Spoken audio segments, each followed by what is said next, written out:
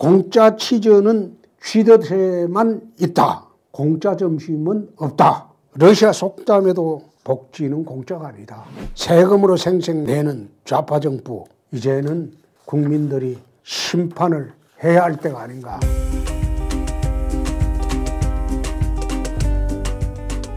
존경하는 국민 여러분, 이제 첫눈도 오고 이제는 본격적인 겨울철에 접어들었습니다.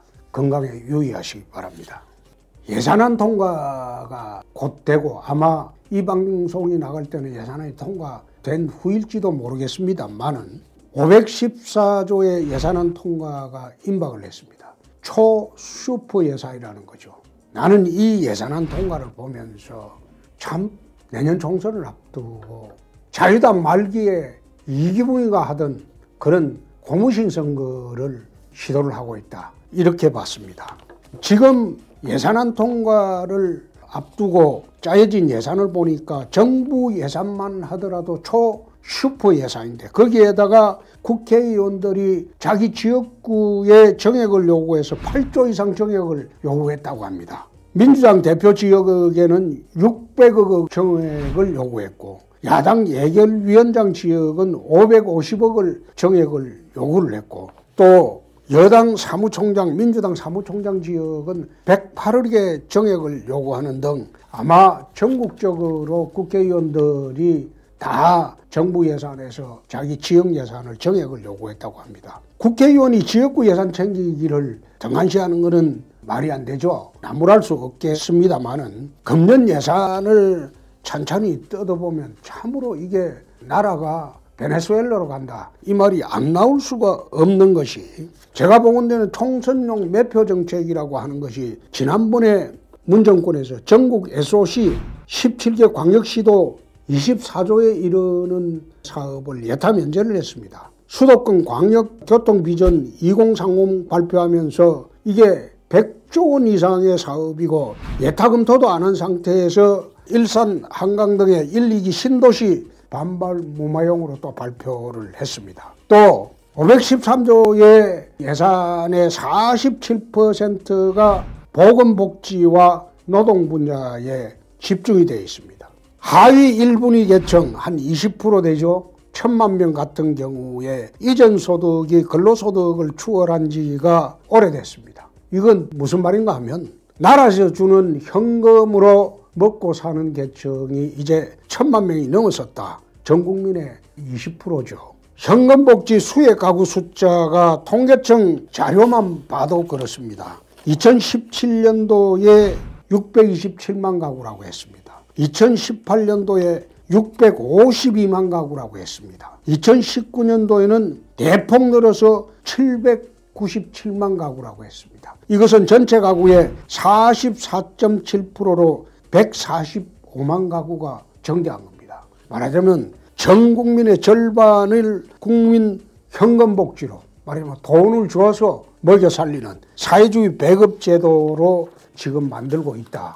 그래서 제가 지난번에 이 정권은 내년 총선을 앞두고 두 가지로 총선 승리를 노리고 있다. 첫째는 민의에 어긋나는 연동형 비례대표제입니다.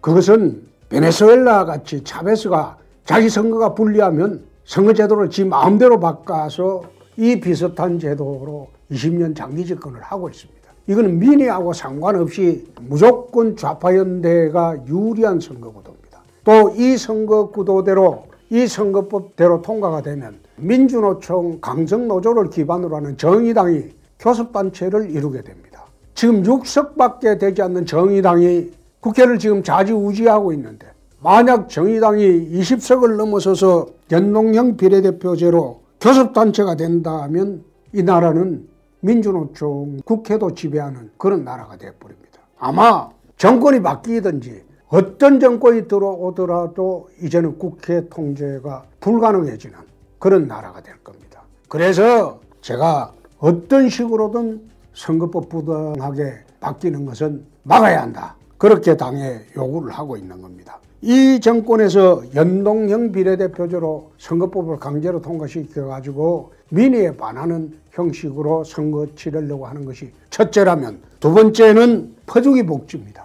이렇게 총선을 앞두고 모든 명목으로 어떤 명목을 붙여서라도 국민들에게 세금 나눠주기 정책으로 선거를 치르려고 하는 것. 이게 베네수엘라 방식이죠. 모든 국민을 배급지에 묶어가지고 자기 정권을 지지하지 않을 수 없도록 만드는 베네수엘라 방식이죠. 이 방식으로 지금 두 개를 두고 이 정권은 장기 집권을 회책을 하려고 합니다. 러시아 속담에 이런 게 있죠. 공짜 치즈는 쥐덫에만 있다. 그리고 마크롱 프랑스 대통령도 공짜 점심은 없다. 말하자면 복지 개념에 대해서 러시아 속담에도 복지는 공짜가 아니다. 그리고 프랑스 마크롱 대통령도 공짜 복지는 하지 않는다. 이런 선언까지 하고 있습니다.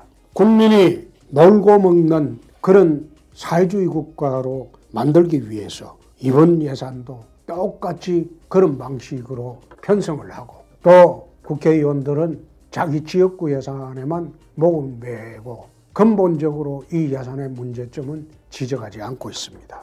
세금으로 생생내는 좌파 정부, 이제는 국민들이 심판을 해야 할 때가 아닌가, 나는 그런 생각을 오늘도 갖고 있습니다.